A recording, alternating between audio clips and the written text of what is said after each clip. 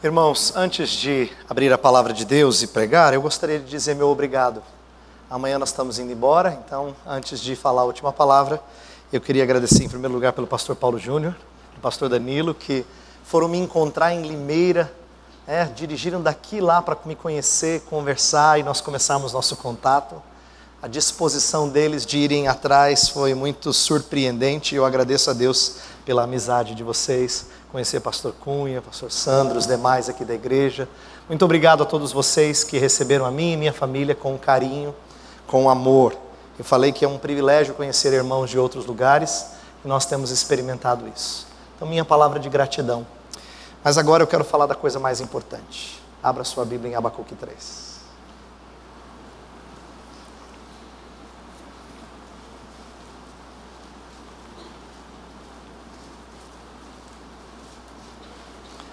Abacuque capítulo 3, nós vamos ler todo o capítulo, do verso 1 ao 19, e vamos chegar naquela parte tão conhecida e querida desse livro, que o pastor Paulo Júnior já mencionou no começo deste culto. Mas eu gostaria de fazer que nem a gente faz minissérie, lembrar as cenas do capítulo anterior, para a gente entender onde é que esse terceiro capítulo se encaixa. Tá? Então nós vamos ler o capítulo 3, vamos orar mais uma vez, e depois nós vamos fazer uma revisão dos capítulos 1 e 2 para chegar no momento final deste livro. Então acompanhe a leitura, por favor, que eu hei de fazer, o capítulo 3, dos versos 1 até o 19, o finalzinho. Oração do profeta Abacuque sob a forma de canto. Tenho ouvido, ó Senhor, as tuas declarações e me sinto alarmado. Aviva a tua obra, ó Senhor, no decorrer dos anos, e no decurso dos anos, faze-a conhecida. Na tua ira, lembra-te da misericórdia. Deus vem de Temã, e do monte Parã vem o santo. A sua glória cobre os céus, e a terra se enche do seu louvor. O seu resplendor é como a luz, raios brilham da sua mão, e ali está velado o seu poder. Adiante dele vai a peste, e a pestilência segue os seus passos. Ele para e faz tremer a terra, olha e sacode as nações. Esmigalham-se os montes primitivos, os outeiros eternos se abatem. Os caminhos de Deus são eternos. Vejo as tendas de Cusã em aflição, os acampamentos da terra de Midian tremem.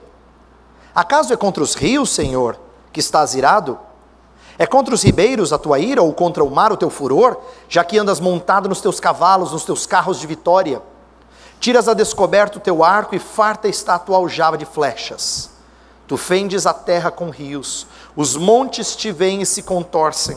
Passam torrentes de água, as profundezas do mar fazem ouvir a sua voz, e levantam bem alto as suas mãos. O sol e a lua param nas suas moradas, ao resplandecer a luz das suas flechas sibilantes, ao fulgor do relâmpago da tua lança.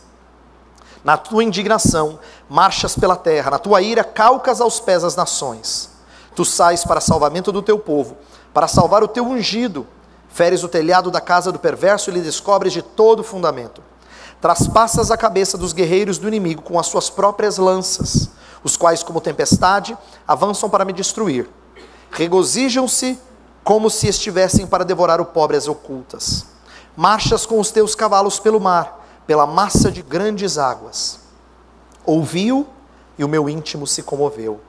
A sua voz tremeram os meus lábios. Entrou a podridão nos meus ossos, e os joelhos me vacilaram, pois em silêncio devo esperar o dia da angústia que virá contra o povo que nos acomete. Ainda que a figueira não floresça nem haja fruto na vide, o produto da oliveira minta e os campos não produzam mantimento, as ovelhas sejam arrebatadas do aprisco e nos currais não haja gado. Todavia, eu me alegro no Senhor, exulto no Deus da minha salvação. O Senhor Deus é a minha fortaleza, e faz os meus pés como os da corça, e me faz andar altaneiramente, ao mestre de canto, para instrumentos de cordas. Vamos orar mais uma vez?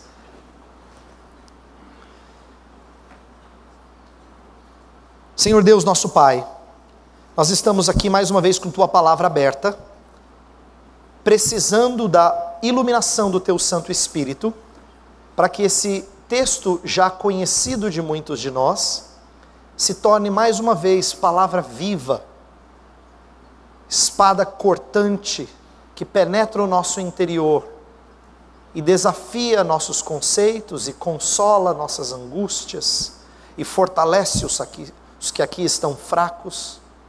Senhor, nós precisamos da Tua palavra sempre, e essa é uma obra especial do Espírito Santo de Deus, sobrenatural. Por isso nós precisamos do auxílio que vem do alto. Estamos clamando que o Senhor nos ouça agora, pedindo que o Senhor vá muito além do meu preparo para expor esse livro, mas que o Senhor fale ao Teu povo, àqueles a quem o Senhor ama, suprindo cada um em suas necessidades. Opera, Senhor, segundo o Teu santo querer. Nós oramos em nome de Cristo. Amém. Para quem estava aqui na sexta e ontem, vai ouvir uma sequência rápida agora, mas para quem não esteve nos outros dias, vale a pena você saber do que se trata o livro do profeta Abacuque.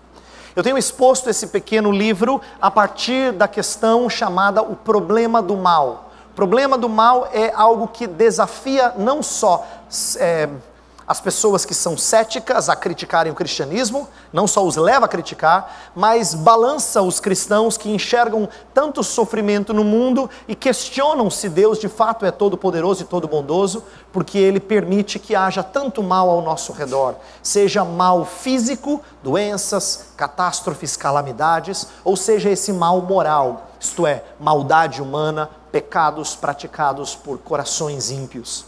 Então essas coisas nos balançam e nós temos olhado para Abacuque, que não é um único livro da Bíblia, mas era um livro pequeno o suficiente para que eu pudesse fazer poucas exposições e fazê-lo inteiro nesse final de semana. Então achei apropriado nós olharmos para esse livro. Ele começa com um profeta que não está falando com o povo, mas está falando com Deus e reclamando para Deus de uma nação que deveria espelhar o Senhor, mas não espelhava o Senhor. Pelo contrário, lá havia violência, lá havia distorção da lei, a justiça era corrompida, havia litígio, opressão, as coisas não andavam do jeito que era para ser. Eles pareciam ímpios em seus caminhos. E Abacuque estava cansado porque ele já tinha presenciado tempos muito melhores na sua juventude. Então ele clama: até quando, Senhor? Faz alguma coisa. Deus responde a ele com uma resposta surpreendente. Levantaria os caldeus para disciplinar o povo, mas os caldeus o fariam não como gente certa do bem, mas fazendo e praticando toda a sua maldade. Então, diante dessa resposta de Deus, em que o remédio parece pior do que a doença, Abacuque fica perplexo e diz: Senhor, Tu não és puro de olhos? Como é que o Senhor deixa que uma nação mais má do que a nossa nação seja avara na Tua mão? Como é que o Senhor deixa uma coisa dessa? A justiça não está invertida. E aí ele aguarda na torre de vigia para receber uma resposta de Deus. E Deus responde e traz um dos textos mais bonitos do livro de Abacuque e o mais citado no Novo Testamento. Ele fala que essa é uma mensagem tão importante que deveria ser gravado em tábuas, registrado num lugar que não perece, para que permanecesse para gerações posteriores. E essa mensagem é que o justo viverá pela sua fé. Nisso, Deus estava ensinando a Abacuque que o povo que confia no Senhor não tem retidão, não tem santidade dentro de si, mas ele confia nas promessas de Deus, de que ele vai permanecer vivo, mesmo depois de uma surra, por assim dizer, de um ato de disciplina. Então quando Deus fala que o justo viverá por fé, Deus está dizendo que ainda que Ele traga correção ao seu povo, Ele nunca dizimará, destruirá totalmente o seu povo, jamais. E de fato Ele mantém a palavra de que a Babilônia viria, mas agora profere castigos sobre a Babilônia. E é por isso que a grande parte do capítulo 2 são os 5 ais, as 5 maldições para com a nação babilônica. E termina mostrando que a Babilônia adora deuses falsos, feitos por mãos humanas, que são de ouro, mas não falam, que não conseguem fazer nada pelos seus adoradores. Mas o Senhor está no seu santo templo, cale-se diante dele toda a terra. Então, O capítulo 2 termina com essa expressão de um Deus que está no controle. Ele não perdeu as rédeas, ele não perdeu o domínio sobre todas as coisas. E asseverar essa soberania de Deus em meio a um mundo repleto de maldade é fundamental para que nós tenhamos nossa fé fortalecida, nossa fé preparada para enfrentar as adversidades que Deus não nos poupa de enfrentar.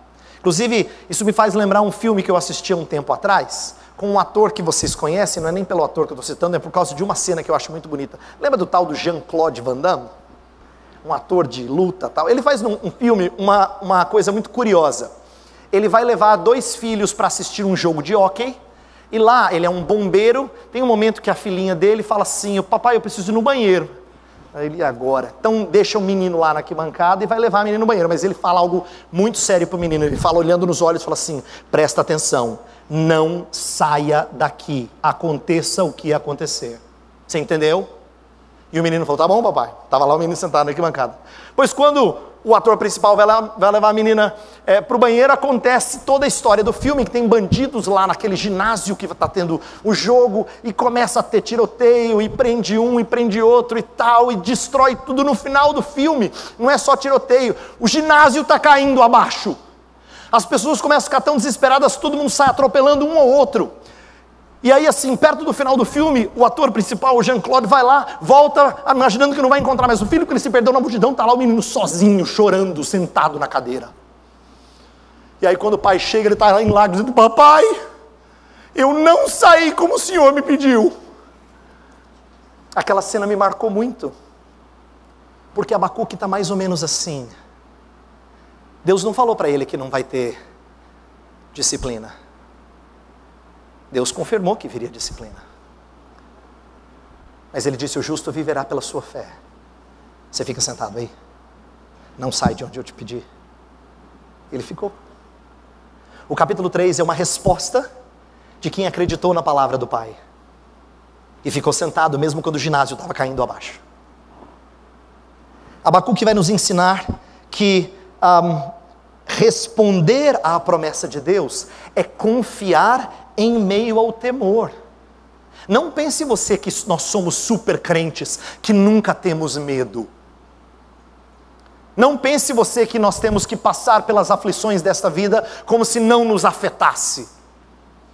Se não nos afetasse, nós não precisaríamos pedir socorro ao Senhor. É exatamente porque nos afeta que nós precisamos dele. É exatamente porque nos afeta que homens e mulheres nos dias de Jesus constantemente buscavam a Jesus para tratar das suas doenças, dos seus males, das suas aflições. Essas coisas nos afetam. Só que o livro de Abacuque nos ensina não a sermos libertos daquilo que nos aflige, mas a confiarmos em meio ao temor. Portanto, eu gostaria nesta noite de refletir com você em cima desse capítulo, para que a gente entenda que, mesmo quando nós passamos por aflições, e Deus nos dá uma perspectiva da sua glória e do seu controle da história, nós somos levados a adorar. Lembra que eu disse no primeiro dia que Abacuque ficou perplexo? Pois no final ele está cantando. Ele vai da perplexidade ao canto. Ele estava em algum momento triste, mas agora ele está alegre. Todavia eu me alegro no Senhor. Antes ele estava questionando, agora ele está adorando. É esse espírito que eu quero que nós aprendamos a ter, porque ele foi impactado pela palavra de Deus. A palavra de Deus faz isso. Ela tem um poder restaurador. Ela tem um poder de transformar-nos à medida em que nós somos trabalhados por ela. Eu gosto muito da história de Daniel 9. Quando Daniel já está no cativeiro, Daniel é posterior a Abacuque, ele é um desses jovens que já foi levado cativo, e depois de quase 70 anos lá, ele já é um homem idoso, ele estava lendo o livro do profeta Jeremias, quando ele viu que o número de anos que o povo ficaria lá era de 70. Isso significa que ele estava perto de terminar, mas o texto de Jeremias fala que perto do fim o povo se voltaria ao Senhor para clamar por libertação. O que Daniel faz? Ele não fala: está escrito, então não precisa fazer nada. Está escrito, não precisa fazer nada. Deus não determinou? Se determinou, eu não preciso fazer nada, vai acontecer. Não. Ele cumpre o que Deus tinha dito que o povo faria. Ele resolve clamar. Então, a oração de Daniel 9 é uma resposta ao impacto que a palavra de Deus teve na vida dele. E é assim que nós temos que entender nossa vida de oração. Ela não acontece por impulso nosso. Por isso que oração nunca deveria ser praticada à parte das Escrituras. Nós não vamos à oração por força interior. Nós vamos à oração quando Deus nos impacta. Quando Deus mexe com a gente. É por isso que a gente suplica a Ele. Quando Deus nos leva aos pés dEle. A palavra tem esse poder impactante. E é por isso que eu gostaria, nessa hora, de focar em como Abacuque não termina a sua mensagem no capítulo 2. O capítulo 2 é muito glorioso. Não haveria necessariamente problema em terminar no capítulo 2. Imagina, terminar o livro com: o Senhor está no seu santo templo. Cale-se diante dele toda a terra. É muito majestoso. Mas o livro não termina aí. O livro termina com alguém que agora vai trazer essa promessa de um Deus que vai julgar tudo lá na frente, traz para o presente, para as realidades que ele vive. E eu quero que você aprenda a fazer a mesma coisa. Nós temos dilemas no presente. Nós vivemos num mundo em que impera a injustiça. Impera a injustiça. Nós nos frustramos frequentemente quando vemos que as coisas não funcionam ao nosso redor. Nós às vezes vivemos em igrejas nas quais ainda impera mundanismo. E você, se já passou por igrejas assim, ou se conhece pessoas ao seu lado que ainda estão cativas de mundanismo, isso entristece, deveria entristecer a nossa alma. Vidas que foram amassadas pela disciplina corretiva, ou por sofrimentos que não têm explicação. Tudo isso leva a gente a tentar olhar para esse texto como um conforto e direcionamento para as nossas almas. Eu quero que a gente aprenda a expressar alegria independente das circunstâncias. Então eu quero começar com o verso 2, porque ele nos ensina algumas coisas preciosas sobre nossa vida de oração. O verso 2 diz assim: tenho ouvido, ó Senhor, as tuas declarações. Veja que ele ouviu a palavra de Deus, e ele responde como? Me sinto alarmado. Essa expressão é uma expressão que ressalta o assombro dele, o assombro de quem está adorando o Senhor. E eu preciso dizer aqui algo simples, mas importante para você e eu lembrarmos. Quando a gente fala com Deus, nós temos um mau costume, todos nós caímos nesse erro, inclusive eu. Eu tenho que me lembrar disso sempre. Nós temos um mau costume de ir direto ao ponto. Senhor, obrigado pelo que eu recebi hoje, queria muito que o Senhor me abençoasse nisso, naquilo. Quando na verdade a oração deveria ser um momento para eu falar para Deus quão belo Ele é. É assim que os homens do passado oravam.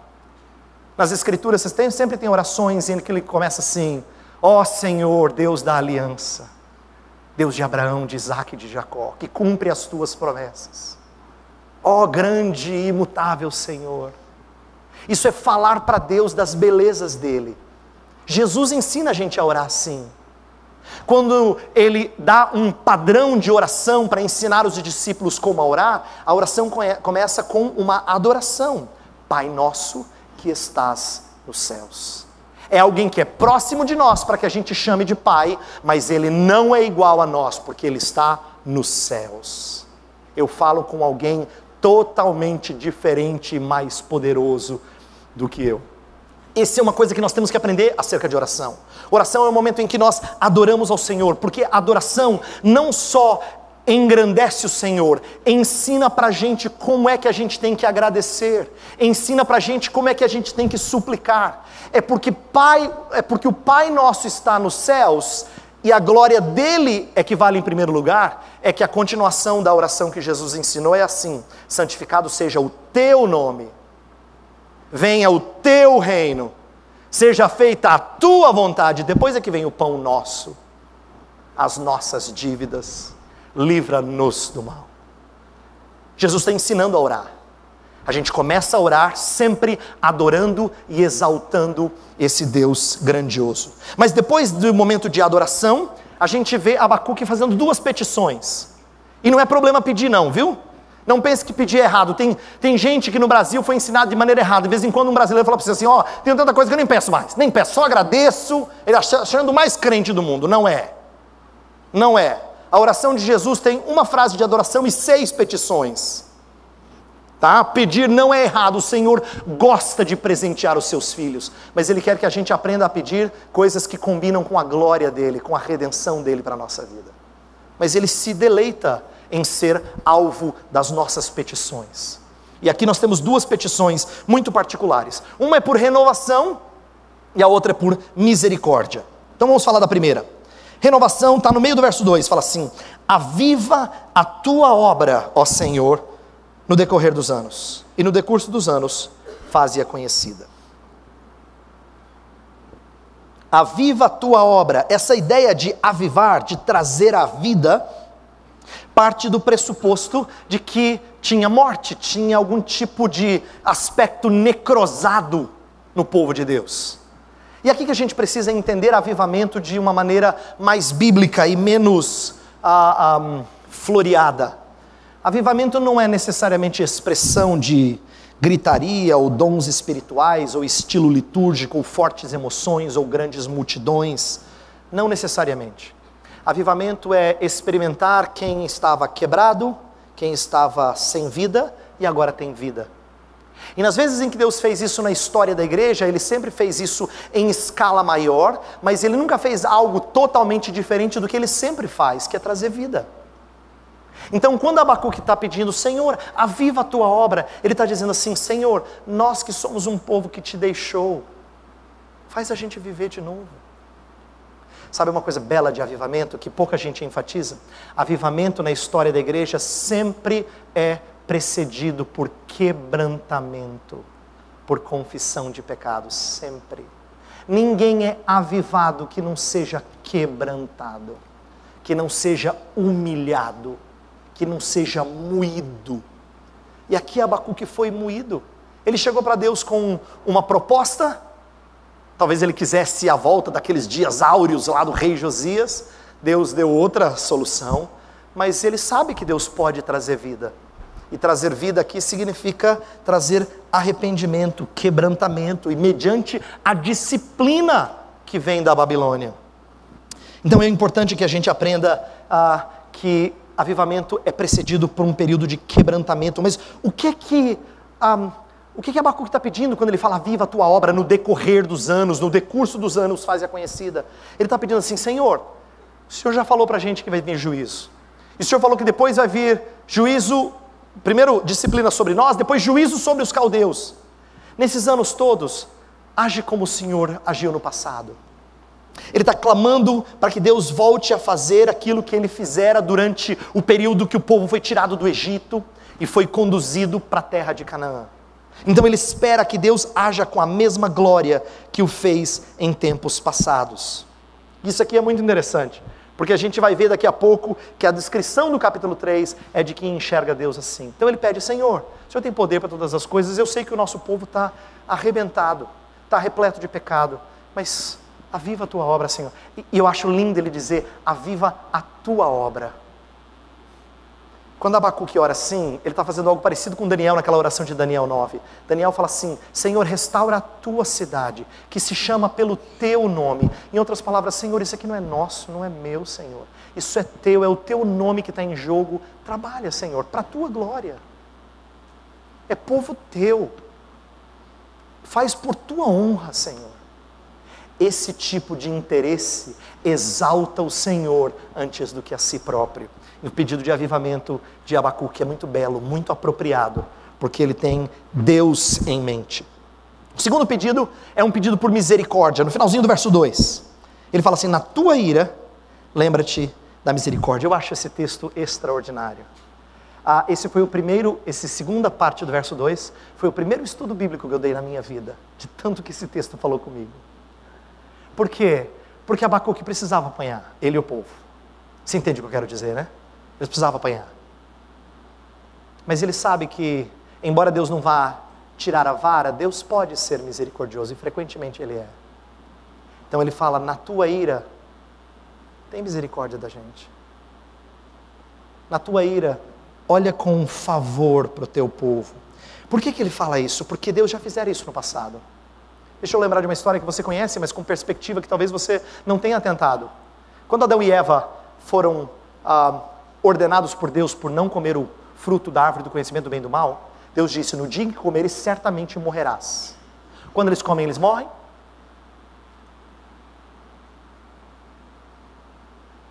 Morrem ou não morrem? Tem gente assim, daqui a pouco está assim. Porque a melhor resposta é sim e não. Eles experimentam sim castigos, eles são afastados da comunhão com Deus, eles são expulsos do jardim. Mas eles não experimentam essa morte na plenitude. Por quê? Porque no primeiro castigo da história da humanidade, Deus usa de misericórdia. Olha que curioso. Deus fala: maldita é a terra. Fala para a serpente: maldita é a serpente. Mas para o homem e para a mulher ele não usa a palavra maldito. Deus segura o seu castigo. Ele não aplica o seu castigo na plenitude da força. Tanto é que Eva vai sofrer dores, mas ela ainda vai poder dar à luz vida. Adão vai suar para conquistar o pão, mas ele ainda vai poder sustentar vida. Você percebe como Deus não tirou todas as bênçãos de vida na história do primeiro casal? Por quê? Porque Deus frequentemente na sua ira lembra-se da misericórdia. É assim que Abacuque roga a Deus. E o povo de Deus que tinha comunhão com Deus sabia dessas coisas. Tem uma história que eu acho lindíssima em Davi, em que Davi faz uma bobagem, o seu coração fica soberbo, e ele pede para contar o número de exércitos que ele tem. Eu acho que ele quer se sentir especial, entendeu? Ele quer dizer assim: eu tenho tantos milhões de lutadores, né? E aí alguém fala para ele: não faz isso, Davi, mas ele resolve fazer. E porque o coração dele foi soberbo, Deus disse: eu vou castigar você. O povo vai sofrer por causa da sua soberba. Eu te dei vitórias às vezes que você precisou. Você não precisava se achar grande. Eu é que sou grande. Mas Davi se encheu e caiu. Aí quando Deus chega para Davi e fala assim: que castigo você quer? Aí ele fala para Davi: 3 anos de fome, 3 meses sobre a espada do inimigo, ou 3 dias sobre a espada do Senhor, que era a peste, uma doença. E Davi fala assim: Senhor, eu prefiro 3 dias nas tuas mãos. E ele dá a razão, porque são muitíssimas as suas misericórdias. Cair nas mãos de Deus não é coisa, não pense que é melhor do que cair na mão de inimigos. Mas ele entende que, ainda que Deus seja temível, grande e temível, são muitíssimas as suas misericórdias. Nós temos que aprender a nos aproximar do Senhor e, em meio aos nossos pecados, pedir que Ele tenha misericórdia de nós. Ele quer isso. Ele quer que eu e você peçamos a Ele por renovação e por misericórdia. Inclusive, um dos textos mais citados do Novo Testamento, quando a gente fala de confissão do pecado, tem essas 2 coisas. Se confessares os vossos pecados, Ele é fiel e justo para perdoar, misericórdia, e purificar, renovação. Está vendo? Ele é fiel e justo para fazer as 2 coisas. Perdoar e purificar. Nosso coração tem que aproximar-se do Deus grandioso assim, com esse espírito de quebrantamento. Segunda parte desse texto vai do verso 3 até o verso 15. E essa parte grande é uma visão gloriosa de Deus. Se a primeira parte nos ensina como orar, como nos aproximar de Deus, com adoração, com pedido de renovação, de misericórdia, essa segunda parte é uma grande visão de Deus que é dada ao profeta Abacuque. Quando eu falo visão de Deus, não precisa ser necessariamente literal. Pode ter sido porque Deus fez isso com profetas no passado, mas a ideia é de que ele tem uma nova perspectiva de Deus. Uma nova perspectiva de Deus, de um Deus retratado como um poderoso guerreiro. Quer ver? Dá uma olhada no verso 8. Olha só como que ele descreve Deus. Acaso é contra os rios, Senhor, que estás irado? É contra os ribeiros a tua ira? Ou contra o mar o teu furor? Já que andas montado nos teus cavalos, nos teus carros de vitória. É a ideia de um Deus triunfante, que chega e marca presença. Então Deus se apresenta para Abacuque não como um fracote que não tem controle sobre as coisas. É o contrário. É alguém que levanta a Babilônia quando quer, pune a Babilônia quando determina, que castiga o seu povo e salva o seu povo. Então ele é um guerreiro, Um guerreiro com muito poder nas mãos. Inclusive, várias referências à ideia de guerreiro aparecem nessa visão. Olha versículo 15. Marchas com os teus cavalos pelo mar. A ideia é, novamente, de uma cavalaria, de alguém que é homem de guerra. Olha a referência a flechas e lanças no verso 9. Tiras a descoberta do teu arco e farta está a tua aljava de flechas. Verso 11. O sol e a lua param nas suas moradas a resplandecer a luz das suas flechas sibilantes. Verso 14. Traspassas a cabeça dos guerreiros do inimigo com as suas próprias lanças. A ideia de que Deus é um guerreiro e não tem nada que pode pará-lo. Agora, por que Abacuque tem essa visão de Deus? Lembra que ele disse assim, aviva a tua obra no decurso dos anos. E no decorrer dos anos faz-a conhecida. Isto é, Senhor, mostra quem tu és. Cuida do teu povo, é a tua obra. Deus vai mostrar para ele, através dessa visão, que ele é o mesmo Deus dos dias de Moisés e de Josué. O Deus da saída do Egito e o Deus da entrada em Canaã. Por quê? Porque ele vai usar várias expressões aqui nesse trecho do capítulo que remontam àquele período, que fazem a conexão com aquele período. Por exemplo, verso 3 fala de Temã e Monte Parã. Que são esses lugares? São localidades que aparecem na direção do Sinai, no Monte Sinai, onde Deus falou com o povo por intermédio de Moisés. Então, no certo sentido, Deus está dizendo que aquele Deus de Sinai, ele ainda estava na ativa. No versículo 5, a gente vê a referência à peste. Olha lá, diante dele vai a peste, a pestilência segue os seus passos. O que acontece quando Deus liberta o povo do Egito? As pragas. A ideia de que por onde Deus passa, o seu poder contamina os que são os seus inimigos, no sentido assim de que eles não têm vez contra Deus. Depois no versículo 11, a gente vê a ideia de relâmpagos, olha só. Ao resplandecer a luz das tuas flechas sibilantes, ao fulgor do relâmpago da tua lança. Por que relâmpago? Você lembra no Monte Sinai que uma das coisas que mais assustava as pessoas era que do monte saía fumaça e tinha relâmpago. A visão era tão temível que o povo não podia encostar no monte, porque senão seria morto. Essa é a cena da revelação de Deus a Moisés lá atrás. A revelação de um Deus poderoso. O verso 7 fala das nações terem medo. Vejo as tendas de Cusã em aflição, os acampamentos da terra de Midian tremem. Por que as nações têm medo? Você lembra que quando o povo andava pela terra, até Raabe falou assim, todo mundo tem ouvido falar do que esse Deus faz por vocês. As nações têm medo. Raabe disse assim, olha, eu protejo vocês se vocês salvarem a minha família. Por quê? Porque todo mundo tem ouvido e ficado temeroso diante do poder desse Deus.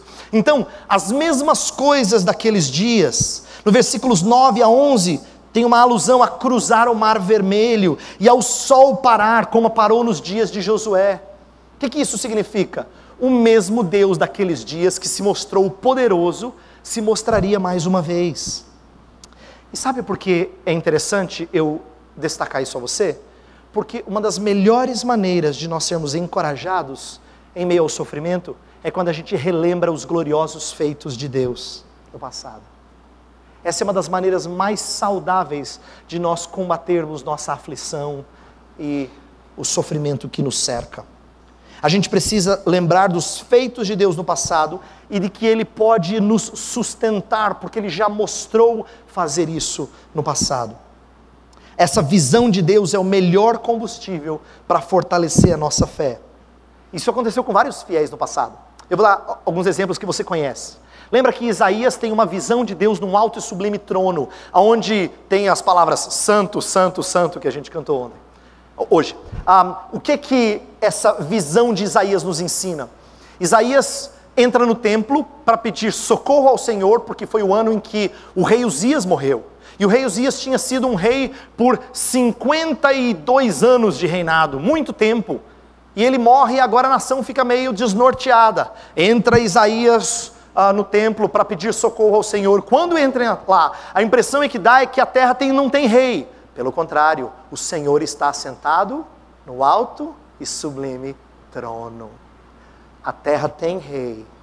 E Ele é santo santo, santo. E toda a terra está cheia da sua glória. Então Isaías tem uma visão de Deus, e a visão de Deus é que impacta Isaías a pregar o evangelho, mesmo para uma nação que nem sempre ouve, porque a visão de Deus muda a nossa atitude, perspectiva molda a nossa expectativa. Mesma coisa acontece com outros fiéis, como é o caso de Jó. Eu já citei Jó aqui. Ele falava: eu só conhecia de ouvir falar, hoje os teus olhos me veem e eu me arrependo no pó e na cinza. A perspectiva dele mudou, e por causa de uma perspectiva diferente, agora ele tem uma postura diferenciada em relação à vida, em relação ao sofrimento. Eu gosto demais da história de Pedro, quando Pedro está lá tentando pescar e não pesca nada, e Jesus fala assim: tenta mais uma vez, vai. Tá bom, senhor. O senhor falou, eu sou pescador, não é que eu não entendo do negócio, eu já faço isso, já tem anos, Mas porque o senhor falou, por respeito. Aí tudo quanto é peixe da redondeza pula naquela rede naquela hora. A rede está tão pesada que Pedro tem uma reação extraordinária. Ele fala assim: afasta-te de mim, porque sou pecador. Se você não entendeu o que Pedro está expressando, parece que Pedro fala assim: Pedro, que isso, Pedro? Jesus aí, por que você quer que Jesus se afaste? Ele fala isso porque ele percebeu que ele está diante daquele que controla todas as coisas. Isso é amedrontador. Essa ideia de sermos encorajados por causa da visão de Deus, isso aconteceu com Tiago. Tiago era o meio-irmão de Jesus, que não acreditava em Jesus Cristo. Depois que ele viu Jesus Cristo ressurreto, ele é aquele que ousadamente começa a pregar o evangelho e se torna um dos líderes da igreja. Porque todas as vezes que Deus nos dá uma visão da sua glória e do seu poder, nós somos fortalecidos. Perspectiva sempre molda expectativa. Guarde isso. Você quer que a sua vida tenha a expectativa correta, uma expectativa bíblica, você precisa ter perspectiva bíblica. É por isso que você precisa da pregação da palavra sempre. Esse lugar não é para vir de vez em quando. Você precisa ouvir a palavra do Senhor todo o tempo. Porque senão a sua perspectiva é moldada por coisas lá fora que não combinam com a verdade de Deus. Você precisa de perspectiva correta. Isso vai mudar a sua expectativa em relação a essa vida. Por isso que o apóstolo Paulo falou que esta leve e momentânea aflição. E por que ele falou que a sua vida era leve e momentânea na aflição? Porque ele tinha uma perspectiva gloriosa de Deus e da sua redenção. E perspectiva molda expectativa. Última parte do nosso texto fala da resposta de Abacuque com temor e com fé. Respondendo com temor e com fé. Dos versos 16 ao verso 19, Abacuque fala assim: ouviu e o meu íntimo se comoveu, a sua voz tremeram os meus lábios, entrou a podridão nos meus ossos e os joelhos me vacilaram, pois em silêncio devo esperar o dia da angústia que virá contra o povo que nos acomete.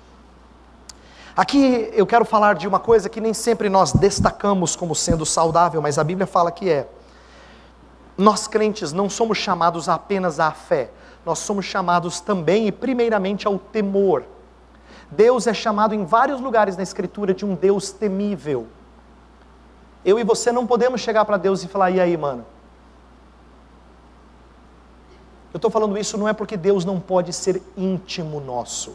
Ele pode e deve, mas na Bíblia, a intimidade do Senhor é para os que o temem. Salmo 25, 14. A intimidade do Senhor é para os que o temem. Temor é algo que precisa estar presente no coração do fiel. Ele aproxima-se de Deus como alguém que é espantoso. E a gente vê aqui uma descrição de um profeta que está espantado. A visão de Deus foi tão impactante, o que Deus falou foi tão impactante que ele fala: ouviu e o meu íntimo se comoveu, gelei por dentro. Aqui dentro eu estava me consumindo. A sua voz tremeram os meus lábios, entrou a podridão nos meus ossos, e os joelhos me vacilaram. Não pense que na presença de Deus ele fica saltando e pulando e vibrando. Na presença de Deus ele entra em estado de temor. Temor. Isso não é ruim. Crentes às vezes perdem de vista a necessidade de nós encararmos a Deus como temível, mas isso é muito saudável. Vários fiéis no passado tiveram esse tipo de reação. Lembra que Moisés, quando ele viu o Senhor Deus se mostrando através da sarça ardente, ele precisou tirar as sandálias. Mesma coisa com Manoá, o pai de Sansão. Manoá, ele tem uma visão de Deus e ele acha que ele vai morrer. Já falei de Isaías, no alto e sublime, quando ele vê o Senhor assentado no alto e sublime trono, ele fala: ai de mim, estou perdido, porque sou homem de lábios impuros, habito no meio de um povo de impuros lábios, e os meus olhos viram o Senhor dos exércitos. A reação desses homens sempre foi uma reação de espanto, por causa da santidade majestosa de Deus. Já falei de Pedro. João tem uma visão de Jesus Cristo ressurreto, e ele diz que ele cai como morto, está lá em Apocalipse 1, caí como morto, sem ser acordado, porque tão espantado eu fiquei com a glória do Cristo ressurreto. Estou dizendo isso a vocês porque eu quero que você entenda que a palavra de Deus tem que impactar-nos assim. Ela precisa impactar-nos assim. Deus é espantosamente temível, mas não para que a gente corra dele, para que a gente permaneça desfeito na presença dele, desfeito, desmanchado, mas na presença dele. Ele é grande e temível. Segunda reação é de fé. E aqui que interessante, porque se tem temor, parece que temor, a palavra temor, ela carrega muitas vezes essa ideia de que alguém morre de medo. Mas aqui o temor não é de quem se afasta de Deus, como eu falei, mas de quem confia e descansa em Deus. Então fé não vai vir como um outro tipo de reação, mas como uma reação que complementa o temor para com Deus. Temor e fé, não temor ou fé. Veja como ele reage com fé nos versos 17 em diante, que é o texto que a gente tão carinhosamente cita. Ainda que a figueira não floresça, nem haja fruto na vide, o produto da oliveira minta, e os campos não produzam mantimentos, as ovelhas sejam arrebatadas do aprisco e nos currais não haja gado, todavia eu me alegro no Senhor, exulto no Deus da minha salvação. O Senhor Deus é a minha fortaleza e faz os meus pés como os da corça e me faz andar altaneiramente. O que Abacuque está ensinando aqui? Em primeiro lugar, ele está mostrando no verso 17 que ele sabe que Deus vai trazer os castigos da aliança. Eu mencionei, acho que na primeira noite, que se você quiser entender os profetas, você precisa aprender as maldições lá de Deuteronômio 28. Pois tudo aquilo que está dito em Deuteronômio 28 está citado aqui em Abacuque 3,17. A árvore não dá fruto, o gado não está mais no campo, não ter mais os cereais, a produção que eles esperariam. Então, a ideia de ter a pecuária e a agricultura afetadas, que era a base da economia deles, era uma das maldições que Deus disse que aconteceria caso o povo se esquecesse do Senhor. Mas só que Abacuque não lembra essas coisas com tristeza de quem está em desespero, de quem não vê saída. Não. Ele continua a confiar na aliança de Deus, porque essa aliança de Deus também é graciosa. Também é graciosa. Embora Deus traga algumas correções ao seu povo, ele tem um todavia. Todavia, eu me alegro no Senhor. Todavia, eu me alegro no Senhor. Deus é a minha fortaleza, ele fala. Ele está ensinando para nós aquilo que Paulo ensinou mais tarde aos Filipenses. Aprendi a viver contente em toda e qualquer situação. Tem gente que usa um texto dessa perícope, dessa parte de Filipenses 4, muito erroneamente. Sabe o tudo posso naquele que me fortalece? Tem gente que fala assim, então, tudo posso naquele que me fortalece. Não é assim que Paulo falou. Paulo não está falando de poder. Ele está falando que tudo posso suportar por causa de Deus que me fortalece. Não é de triunfar com vitória.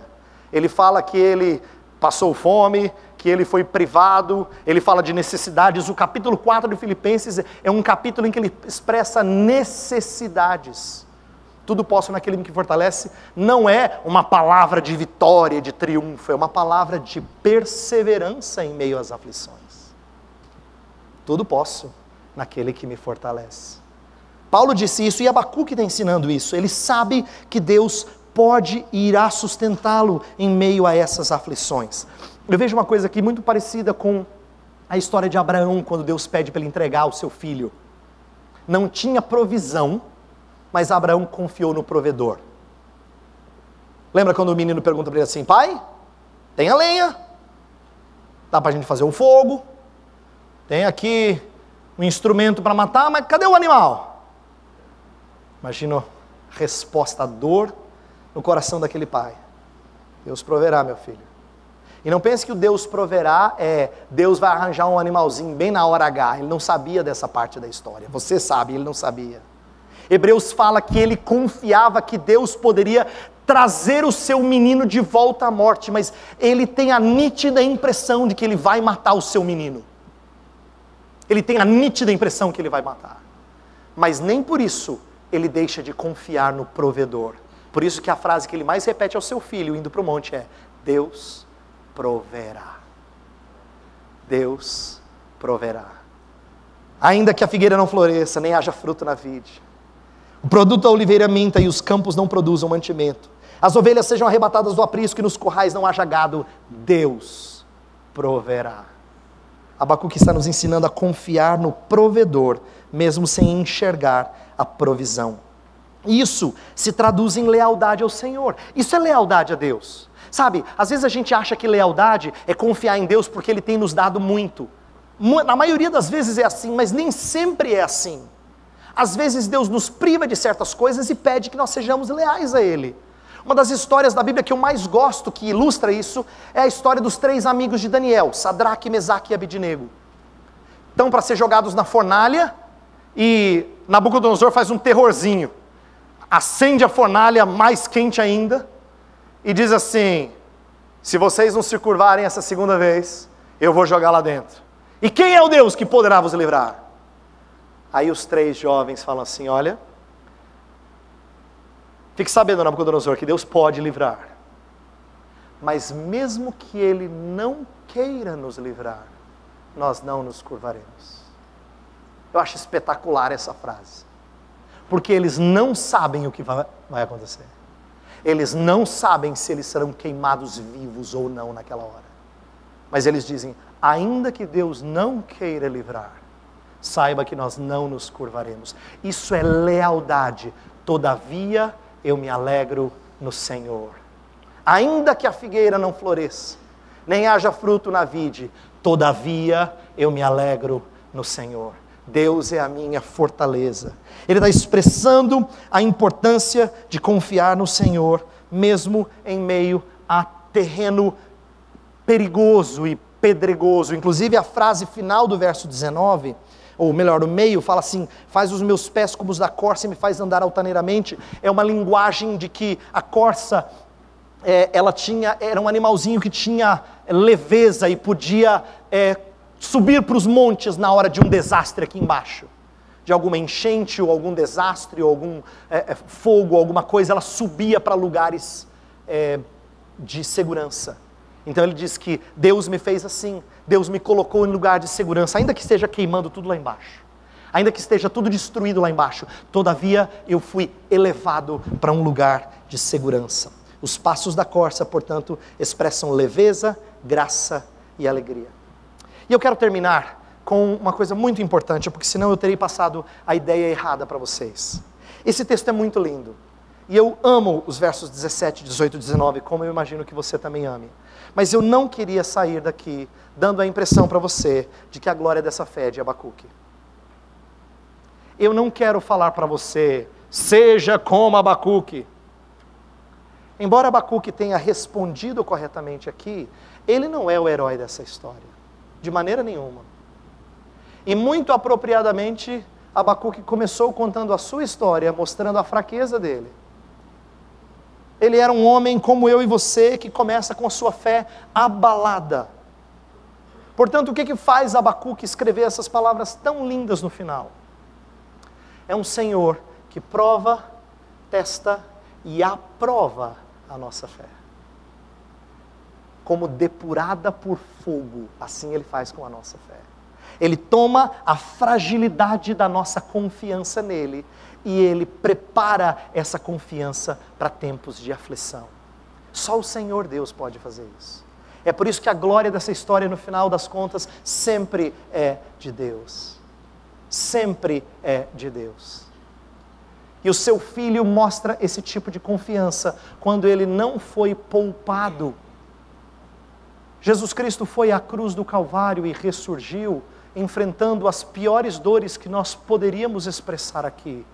E Ele não foi livrado. Deus não disse que Ele seria poupado da cruz. Inclusive, Ele passou por um jardim cheio de aflição. Um jardim de oliveira. E nesse jardim de oliveira, Ele passou pelo que você e eu não precisamos passar. Eu estou dizendo isso porque eu não quero que ao final dessa história a gente olhe para Abacuque e diga que homem de Deus. Não, é que Deus Redentor.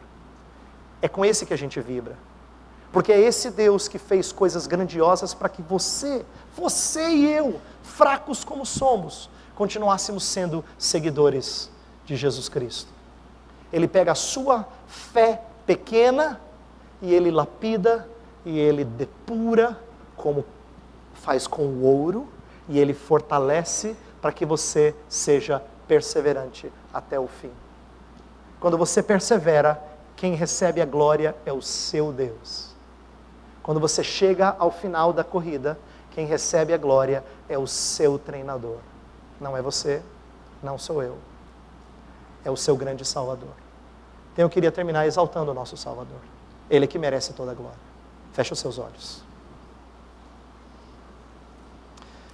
Ó Pai do céu, ouvimos um texto que nos lembra como é possível sair de aflições e termos uma música em nossos lábios. O capítulo 3 é uma canção de adoração e de confiança no Senhor, mesmo em meio à tua ira, mesmo em meio a um juízo parcial. E nós queremos aprender com essa história, não só imitando Abacuque, mas principalmente confiando de que o Senhor pode pegar a nossa fé tão frágil e depurá-la, e purificá-la, e fortalecê-la, para que ela seja forte o suficiente para perseverar em tempos de aflição. Senhor, nós temos um Salvador que passou por coisas terríveis para que nós não tivéssemos que experimentá-las. Jesus Cristo sofreu as angústias do inferno para que nós não as sofrêssemos. E agora nós não queremos comparar as nossas tristezas com as de Cristo, Senhor. Isso é um absurdo. Nós queremos entender que Ele sofreu coisas que são singulares e próprias dEle, para que nós fôssemos encorajados nessa noite. Então encoraja o teu povo, fortalece o teu povo, cuida desta igreja, Senhor, Igreja Aliança do Calvário, das suas lideranças, dos seus membros, daqueles que visitam e têm ouvido o Santo Evangelho aqui. Fortalece essas pessoas para que eles olhem para Ti, tenham uma visão da Tua grandeza e da Tua glória, e respondam com adoração sincera e verdadeira. Ó Pai, aviva a Tua obra, no decurso dos anos, faze-a conhecida, Senhor. E quando nós pecarmos na Tua ira, lembra-te da misericórdia. Oramos em nome de Jesus. Amém.